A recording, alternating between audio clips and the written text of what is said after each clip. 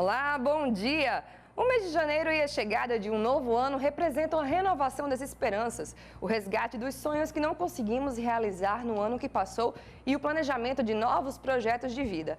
É aquela época em que costumamos fazer um balanço geral das nossas vidas. Pensando nisso, psicólogos brasileiros criaram a campanha Janeiro Branco, com o objetivo de alertar as pessoas a cuidarem da saúde mental. E é sobre esse tema que vamos conversar hoje com a presença da psicóloga do MEGEC, Monique Pimentel, que é também coordenadora da campanha Janeiro Branco, e com Marileide Batista, que é coordenadora do Sinteste RN. Meninas, para vocês, o meu bom dia. Bom dia. Vamos começar com esse assunto, né, que tanto está tomando uma proporção, né, nas redes sociais. A mídia, a gente não se fala muito sobre esse assunto, né? A gente tem aí um histórico, né, sobre esse assunto de saúde mental, ainda tem vários tabus, né, sobre essas coisas todas. Então a gente pretende aqui esclarecer um pouquinho, né, para quem está em casa, tirar alguns medos das pessoas em relação a isso tudo. Então, Monique, por que a criação da data da campanha em janeiro e qual o motivo da cor branca? Então, bom dia Camila, bom dia a todos.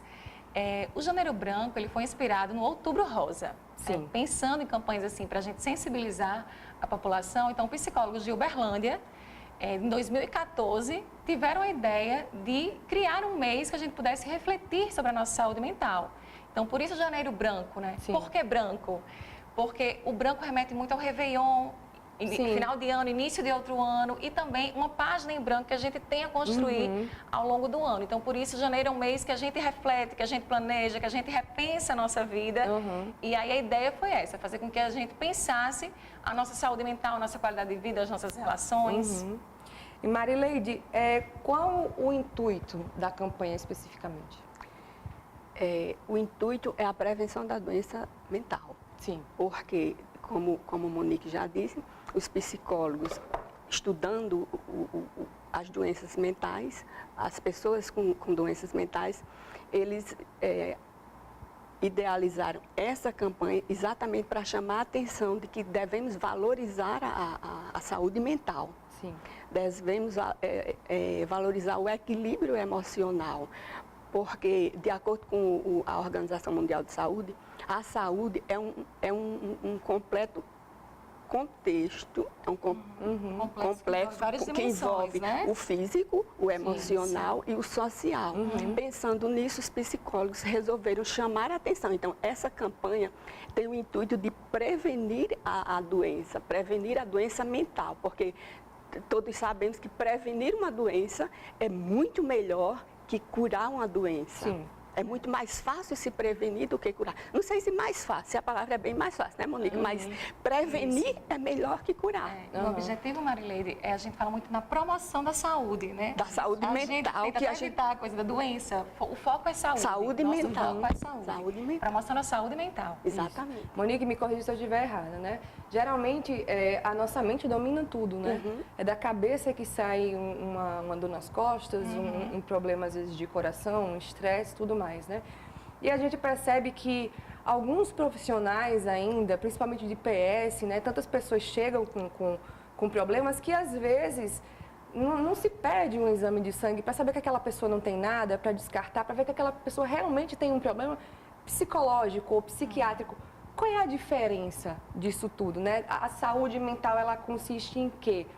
Quais os profissionais, né, no caso, envolvidos nisso para cuidarem da saúde dessa pessoa? Isso. Como a Marilei estava falando, né, falar em saúde é falar nesse complexo. Então, assim, é esse equilíbrio mente, corpo. Então, a gente tem que estar o tempo todo, muitas vezes a gente fala das doenças psicossomáticas. Sim.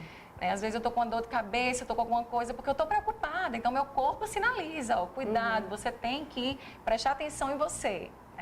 E a gente hoje também tem toda uma interdisciplinaridade. Todos os profissionais têm que estar envolvidos nessa questão da saúde. Sim. Mais especificamente, saúde mental, a gente tem os psiquiatras e psicólogos, que a gente, o psiquiatra ele cuida mais da parte medicamentosa, né, mais da parte mesmo da medicina.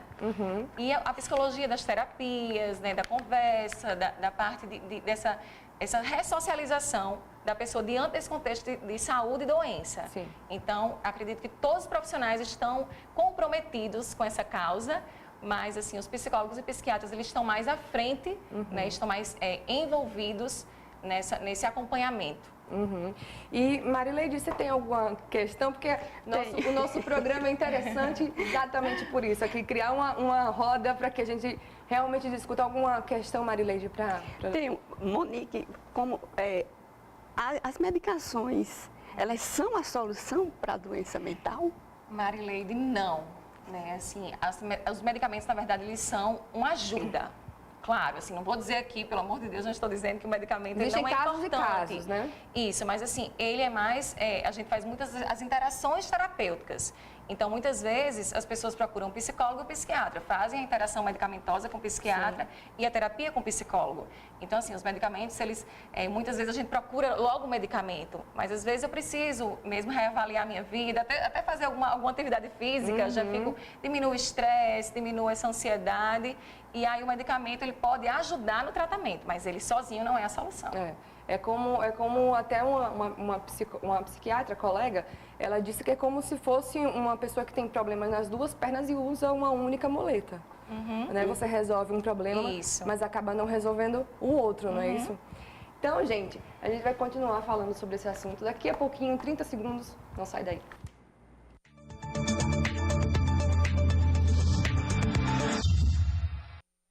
Voltamos com o programa Diálogo Plural de hoje, que conversa sobre a campanha Janeiro Branco e os cuidados à saúde mental, com a presença da psicóloga do MEGEC, Monique Pimentel, que também é coordenadora da campanha, e com Marileide Batista, que é coordenadora do Sinteste RN.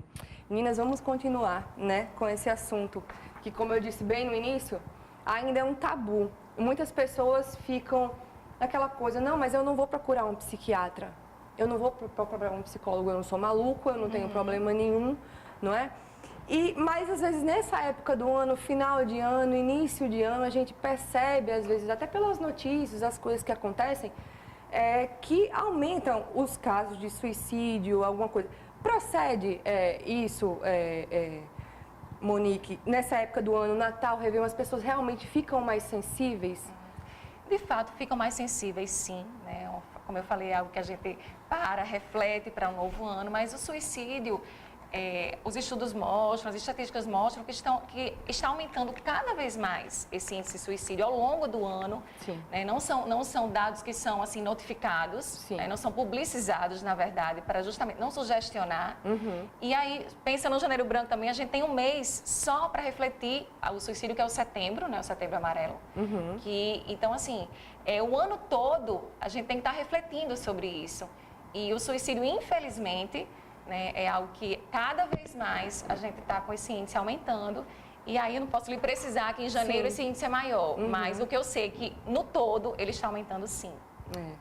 Infelizmente, né? Marileide, quais os sinais do comportamento suicida? Existe um determinado comportamento que a gente possa perceber isso? Existem alguns sinais que as pessoas que estão ao redor daquela pessoa que está apresentando sinais podem perceber e pode ajudá-lo. Por exemplo, falar de tabu, falar de suicídio é um tabu. Mas alguns analistas, alguns psicanalistas, alguns psicólogos dizem que a gente podemos prestar atenção, devemos prestar atenção naquelas pessoas que falam muito em suicídio. Aquelas pessoas que são depressivas, né, que fazem tratamento já, acompanhamentos para depressão, usuário de drogas, aqueles jovens que se distanciam do seu mundo, que se isolam no mundo, que deixam de gostar das coisas, os jovens adolescentes que se isolam muito. Outro comportamento também. Tem um comportamento que é aquele quando uma pessoa tem uma vida estabilizada e de repente passa por uma mudança brusca. Por exemplo, tem uma vida estabilizada, de repente perde o emprego, vai perder tudo o que ele tem. Então, essa pessoa também pode ser propensa ao suicídio. E existem outras causas, mas essas são as mais que de acordo com a campanha do Janeiro Branco, né, da atenção à saúde mental, deve-se prestar atenção a muitos comportamentos, dentre eles esses que eu falei. Uhum. Já puxando por isso aí, Monique, existem as principais causas do suicídio, a gente pode falar assim? Existem causas que realmente levam, como a Marileide falou, daquela perda do eixo de vida, né, no caso. Existem realmente esses motivos relevantes que levam ao suicídio?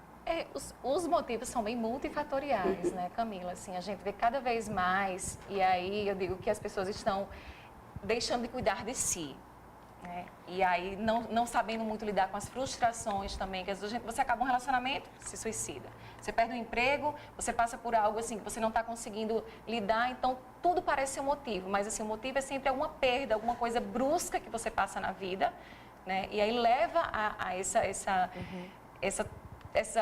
esses últimos... é uma tragédia, na verdade, né? A última consequência. É verdade. Na verdade. Então, assim, não existe um motivo, não existe um motivo mais, assim, existem, eu acho que, e o objetivo da gente, né? Isso, o objetivo da gente nessa campanha é justamente isso, fazer a gente refletir, porque o slogan da campanha é esse: quem cuida de si, cuida do outro, quem cuida da mente, cuida da vida. Então, se estou cuidando de mim, se estou cuidando da minha vida, estou cuidando da minha mente, eu estou, de certa forma, prevenindo que eu seja cometida por doenças, e que eu leve, né, infelizmente, a uma última consequência como essa do suicídio. Marileide, existe uma maneira de prevenir o suicídio? Se assim, eu percebi que em alguns momentos, acho que acredito 1 mês, 2 meses atrás, estava acontecendo das pessoas copiarem e colarem nas suas redes sociais o mesmo texto, não é, se eu não me engano, falando, se você viu um suicida, se você perceber, ligue para tal número. Eu, particularmente, saindo aqui da minha zona de conforto aqui de mediar esse debate, eu acho assim uma coisa muito vaga, né? No sentido de que você não pode identificar de fato. Às vezes uma pessoa muito calada, ou às vezes, como eu disse, me corrija se eu estiver errada, uma pessoa que está muito presente, às vezes, na vida social, mas você não sabe que aquela pessoa é introvertida, né? Por isso que eu já emendo e digo que prevenir um suicídio é muito difícil. Exato. Certo, Monique?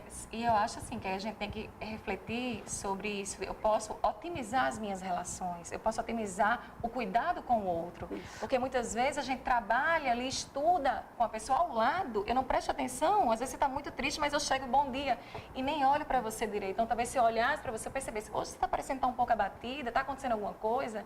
Então, se a gente se abrir mais para essa escuta, se a gente se dispuser a ajudar o outro, a otimizar nossas relações, os familiares, né? E aí, infelizmente, eu acho que daria outros debates, sabe, Camila? Mas assim, as pessoas estão cada vez mais se isolando no seu mundo, com as redes sociais, com os telefones. Então, aqui eu me isolo e esqueço do outro. Por isso, eu não consigo lidar com essas frustrações, nem tenho outro para me ajudar. E na rede social é um jardim tão verde, né? Isso. Todo mundo tem um jardim verde, então, todo mundo é bonito, todo mundo está bem resolvido, né? Para mim, precisa-se que eu preste mais atenção ao meu vizinho, preste mais atenção ao meu colega de trabalho, preste mais atenção para que eu possa dar mais atenção a ele. Prevenir mesmo, não. É um cuidado, na verdade. Aconteceu palestras, um ciclo de palestras nas universidades, né? Como é que foi isso, Marileide e Monique? Então, a gente fez, assim, a campanha ganhou força esse ano em todo o Brasil, né? Como eu falei, em 2014. E, assim, algumas instituições fizeram ações pontuais. A gente dos hospitais, né, maternidade, junto com o Hospital Onofre Lopes e o Ana Bezerra, em Santa Cruz, a gente criou uma programação que teve uma abertura dia 17 de janeiro. Então, várias, assim, a gente fez mesas redondas falando sobre quem cuida da mente, cuida da vida. Inclusive, vai ter uma dia 31, na terça-feira, sobre suicídio. Lá no Onofre Lopes. Quem quiser é convidado, é aberto ao público. Sem dúvida. Certo? A gente está tendo uma ação hoje, inclusive, no Parque das Dunas, que é uma ação com educadores físicos, para a gente, na verdade, praticar, né, atividades físicas, caminhadas, então algo que realmente... Mudar o foco, né, do pensamento negativo, de fato, né? E aí a gente teve exibição de filmes para refletir sobre isso também. E o tempo todo é esse, o nosso objetivo é levar a reflexão. Como eu estou lidando com a minha vida, como eu estou lidando com a minha saúde mental. Foi aberto ao público ou foi mais para os servidores? A gente fez mais para os servidores, mas nada assim, impedia que as pessoas pudessem ir também, né? Um servidor poderia convidar um amigo, um familiar. Então, a gente já deixa aqui esse convite para o dia 31, é o assunto do suicídio, que vai ser um psiquiatra que vai estar, psiquiatra e mais uns 2 profissionais que estarão lá mediando esse bate-papo. Muito bom. Saúde mental é o nosso tema de hoje do Diálogo Plural, que a gente vai mais para um rápido intervalo e já já a gente volta para continuar esse debate. Volto logo.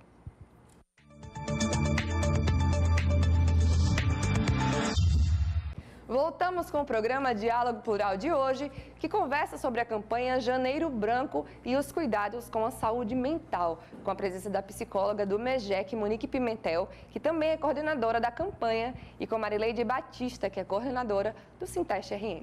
Vamos lá para o nosso último bloco do nosso Diálogo Plural.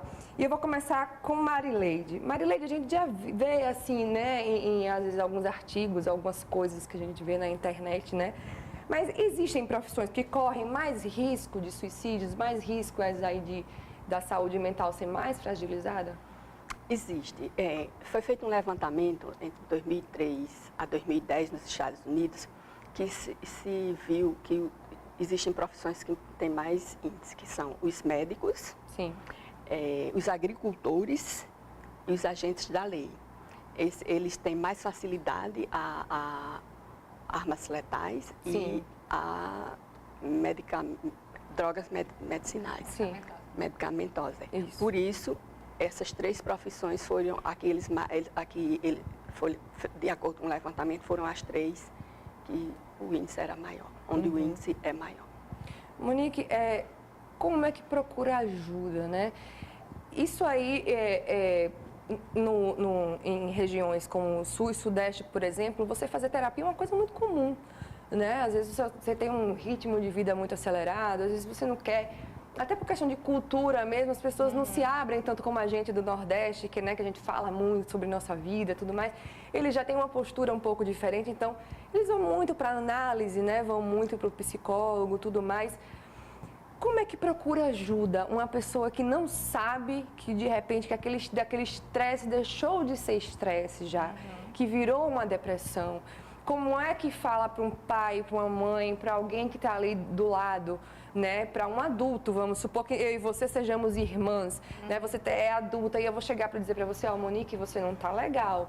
Como é que eu faço para alertar, não só como paciente, mas como uma pessoa que está do lado que, você não está muito legal, isso aqui já mudou de figura um pouco. Como é que faz no dia a dia? Primeiro, né, a gente tem que desmistificar essa ideia de que procurei psicólogo, sou louco. Tenho até vergonha de dizer que faço terapia, principalmente psiquiatra, né? Psiquiatria aí você já piorou deu atestado. Tudo. Já vai direto para o hospital, com atestado de loucura. Então, acho que, assim, primeiro desmistificar isso, né? Socialmente, culturalmente, a gente tem que, quando o outro vier falar isso pra gente, não é assim, né? A terapia, na verdade, vai ajudar a gente a se descobrir mais, ajudar a gente a se olhar mais. E eu digo assim, o termômetro muito disso é quando eu não estou mais conseguindo, eu sozinha. Então, assim, a tristeza faz parte da vida, as perdas fazem parte da vida. Então, se eu perco alguém, claro, eu tenho que estar triste, é normal.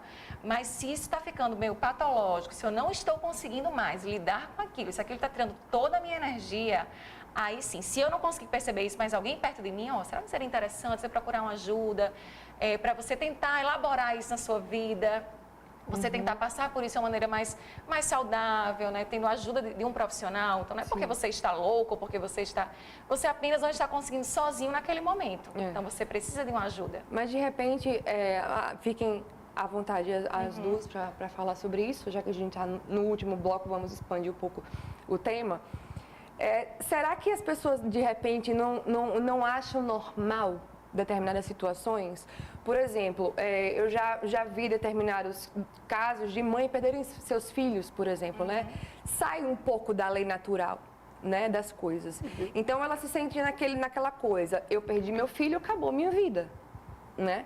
Então, ela entra naquele processo depressivo, ela entra naquela coisa, às vezes, do suicídio mesmo, de, se eu fumo, eu vou continuar fumando mais porque eu quero ir junto com ele, eu não quero mais ficar nessa vida sem meu filho.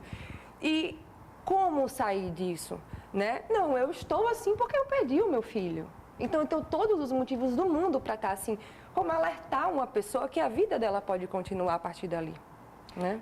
Então, como eu estava falando, assim, é perceber até que ponto, que aí também é uma linha muito tênue, por isso a importância do profissional nesse caso, né? Eu não estou mais conseguindo, assim, é normal, perdi, então eu fico triste, eu choro, às vezes, assim, eu procuro subterfúgio, seja um cigarro, seja uma bebida, mas até que ponto aquilo ali está fugindo totalmente da normalidade. E aí existe, assim, alguns profissionais falam a questão do tempo, né? Que, assim, geralmente o primeiro ano, falando em perdas especificamente, aí, é sempre o mais difícil. Assim, o primeiro ano vai ser mais complicado. Agora, passou o primeiro ano, ainda estou com aquele mesmo comportamento, aí a gente já pode falar de um luto patológico. Sim. Então, assim, fazer a pessoa, acho que quem está perto, fazer a pessoa sempre refletir, será que você não está precisando da ajuda de alguém? Você está procurando, você está cuidando da sua dor, mas cuidando de você também? Porque, assim, a gente tem que acomodar a dor, mas a vida tem que continuar de alguma forma, né? Monique, o que falar para as pessoas, no caso, que tem pessoas em casa já com processos depressivos, já com a saúde mental sendo cuidada de alguma forma, que aquilo não é brincadeira, né? Porque a partir do momento que você fala de saúde mental e que você faz um exame, por exemplo, eu estou com uma dor de cabeça insuportável, né? E você faz um exame e não dá nada na cabeça. Logo, a maioria, eu diria assim, dos parentes, não, você não tem nada. Isso é coisa da sua cabeça, isso é loucura, trabalha isso, vai pra frente, mas a gente sabe que não é assim, né? Como é que o parente pode ajudar de fato? Porque eu acredito que seja muito difícil da pessoa estar passando por aquilo, né? E ainda ter que escutar, supera, levanta a cabeça, isso não é assim. Quando, na verdade, a pessoa está doente. Só que não vai mostrar em exame, não vai mostrar nenhum caroço, nenhum nódulo, alguma coisa. Como é que esse parente vai chegar, tatear essa pessoa? E aí muita gente fala que isso é besteira, é frescura, né? Isso é frescura, isso é besteira, vai fazer chamar alguma atenção. coisa. Isso. E aí é o cuidado, mais uma vez, acho que tudo recai nessa questão do cuidado. Ter o cuidado com o outro, buscar, por exemplo, eu acho que ele não vai me escutar, mas assim, ele tem um melhor amigo, que eu posso tentar falar com ele, eu posso tentar falar com alguém que pode intermediar nessa situação, eu posso dizer a ele que eu posso ir com ele, se for uma pessoa assim que diga, não, não, mas eu não quero ir sozinho, eu tenho medo, o que é que vai acontecer? Eu posso ir com você, eu posso lhe ajudar. A gente pode procurar textos aqui, né, para ler mais sobre isso, ler mais o que é uma terapia, né, o que é que vai acontecer, será que o psicólogo fica só calado olhando para mim? Não, não é assim, a gente sabe que tem várias áreas da psicologia, tem várias abordagens, e cada uma trata de um jeito. Então, acho que é levar esse cuidado e esse conhecimento mesmo, né? E a sensibilidade de deixar o outro também no tempo dele, porque também não adianta ir forçado, né? Mas só em o outro saber que eu tenho com quem contar, mesmo que não seja um profissional, isso já ajuda bastante. Eu tenho com quem conversar, eu tenho com quem me abrir. Então, é se mostrar disponível e aberto a essa pessoa. Porque, às vezes, as pessoas não se sentem à vontade para falar com alguém da família justamente por isso, né? Isso. Já aconteceu na minha família de eu ver uma pessoa dizer, eu preciso de um psicólogo, eu preciso... Não, você não precisa de psicólogo, você precisa de psicólogo. Isso é loucura, né, Marilene? Camila, só aproveita essa parte que você disse que eu preciso, aí eu pergunto para a Monique, porque, Monique, a gente sabe que o sistema de saúde, o nosso sistema de saúde, ele não disponibiliza psicólogos. Os planos de saúde, muito poucos, eles precisam que a pessoa vá a um médico clínico geral, para que esse médico diga que eu estou precisando de um psicólogo. Então, fica difícil para que se procure esse profissional. E aí, daí eu aproveito, diante disso, eu aproveito para lhe perguntar como é que nós, cada um pode, como cuidar da própria saúde mental.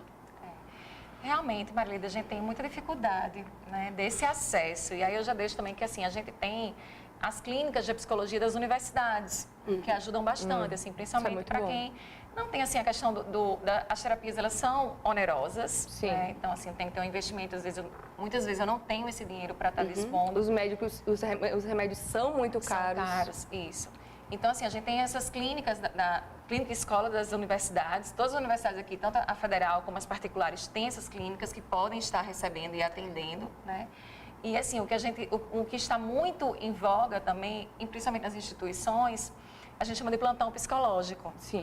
são os profissionais, os psicólogos das instituições vão se dispor a fazer um plantão psicológico. Sim. Que é isso, eu não estou bem, você trabalha lá na maternidade, você não está bem naquele dia, eu preciso falar com o psicólogo, eu preciso, né, ter um acompanhamento. Então, você pode procurar esse serviço dentro do hospital. Lá na maternidade a gente tem. Acredito que os outros hospitais também cada vez mais estão se atentando para isso, né, para ter um lugar que muitas vezes em casa eu não tenho esse espaço. É muito bom que as pessoas de casa fiquem atentas. Né? Se você não tem plano de saúde, alguma coisa, procura as universidades que elas realmente têm um serviço. A UFRN tem esse serviço e podem procura se informar direitinho. O que não pode é ficar sem o tratamento, sem ajuda. Isso. E o que acontece às vezes nas universidades, você pode não fazer o processo da psicoterapia, mas você tem um acolhimento inicial. Né? Sempre vai ter alguém lá que pode lhe escutar, pode não dar encaminhamento, mas você tem aquele momento inicial que é importante. Então, talvez as pessoas não saibam dessa informação, mas é importante reforçar isso. Então, para a gente finalizar, a gente está acabando agora o nosso diálogo plural de hoje, mas ainda dá tempo de ir no Parque das Dunas, não é isso? Isso. Estaremos lá até meio-dia, uma hora, com atividades, com recreação, com muita alegria e fazendo essa reflexão de que quem cuida da mente, cuida da vida. E para cada um cuidar mais de si. É, verdade. Meninas, muito obrigada pela presença mais uma vez, Monique, Marileide. Muito obrigada e vamos cuidar da cabeça, ocupar a cabeça com coisas boas, coisas úteis, que sem dúvida, metade do que a gente já falou aqui não vai acontecer de jeito nenhum. Então, se você quiser mais informações sobre o nosso diálogo plural, acompanhe as nossas atualizações no Twitter, o @SintesteRN, no nosso site, o www.sintesterrn.org.br ou na nossa página do Facebook, que é o facebook.com/SintesteRN. A você um ótimo sábado e até a próxima semana, se Deus quiser. Tchau, tchau.